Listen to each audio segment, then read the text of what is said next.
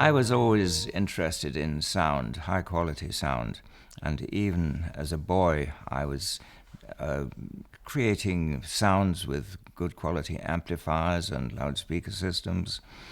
And as I grew up into this in England, shortly after leaving His Majesty's Royal Signals, which was during World War II, I went into partnership with a gentleman who, together we formed a public address and sound recording system. And those were the days when sound recording was on 78 RPM records, 4.5 minutes on a 12-inch record and 3.5 minutes on a 10-inch record. Did not give you much latitude for editing or experimentation. But we did public address during the summer, and we did recording during the winter. Didn't make any money out of it, but it was a lot of fun. We did some very big shows. For instance, when Princess Elizabeth, as she was then, she's now Queen Elizabeth, went to Plymouth to reopen one of the bombed churches that had been destroyed during the war, I had the contract for doing public address. And so that was a lot of fun. We covered the entire city centre with loudspeakers and microphones. The only microphones that we had in those days were an omnidirectional microphone. You don't have the choice. We didn't have the choice that we have today. And to prevent these things from howling back and so on was quite a problem. But we did it. We did it extremely well, though I say it myself, and we were very proud of that. And then on another occasion, I recorded and broadcast Sir Winston Churchill, and this was carried by the BBC Overseas Service. Their own system had collapsed. It was a day of heavy rain and mud and so on, and they ran into some technical difficulties. My PA system was running, and so we tapped off the PA system, and this was going out live on international shortwave radio.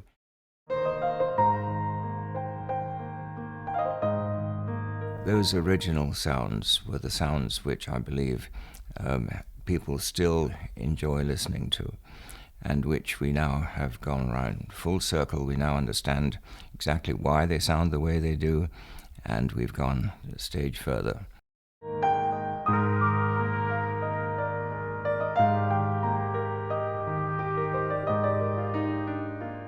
You never know what to expect. Yamaha is a very big company, and we are a very small company. So it was easy to worry that meeting big and important people, engineers from a big company, there would be a kind of patronizing effect, and there would be something which they would look down on. I have experienced that in the past, and it was very important to me to get to know Dr. K, or Toshi is, we call each other by first names. And I find that there's nothing of that patronizing at all. We have shared a lot in our talks together, and in over the emails. We've really gone to in-depth almost every day. We're on email together and talking about our ideas and ideals and so on.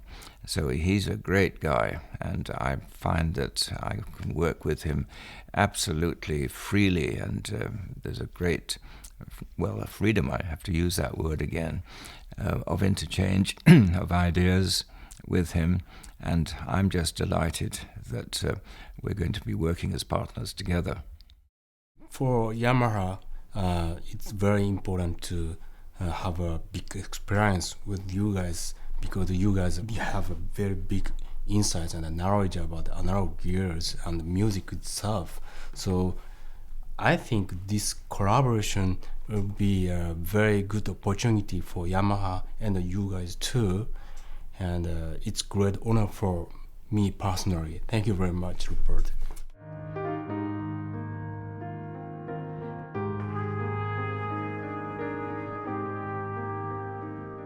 The whole question of digital has been something which has worried me for some considerable time. And I never have thought that digital can deliver the depth and perspective of first-class analog. As we have listened to some of the plug-in systems of others, I haven't been impressed at all.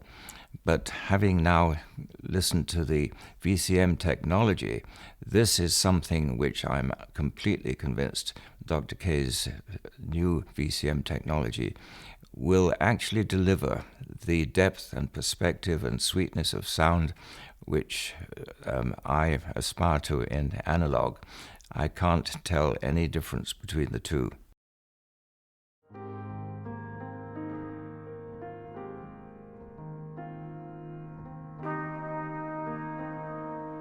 My method to get good sounds is here more, tweaking the sound, tweaking the parameter, rather than the, mathematics, equations, right software, We can get good model, but that's not enough. We have to take care about good sounds.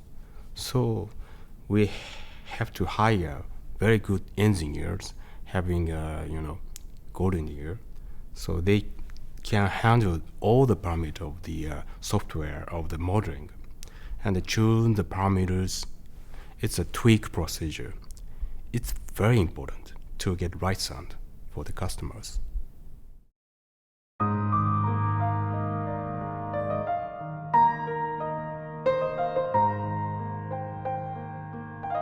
When you go out to buy a car, you don't understand all the technology that goes into that vehicle now.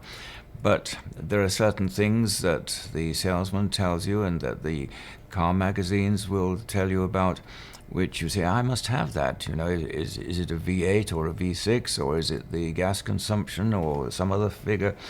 And you've got to have that. You really get hooked on that. And that is what the VCM system, the VCM technology is going to do for us. That people will want it. They know from their own experience that it really does sound good, better than anything else, and gives them that fullness, that perspective of sound, which they haven't been able to achieve or to hear in any other way.